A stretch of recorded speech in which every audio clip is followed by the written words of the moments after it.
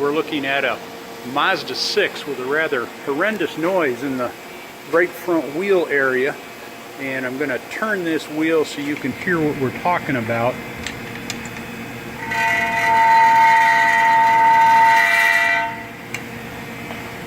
That'll get your attention rather quickly. One of the first things we'd always look at would be brakes. And take a look at the brake pad. Brake pad is getting quite thin, but that's not the cause of our noise. As we looked a little bit further around, we found that right down here, you can see there's a rock that's jammed between the brake rotor and the splash shield. To get rid of the rock, we'll get rid of our noise. While we're here, we'll take a quick look at tires since winter is coming.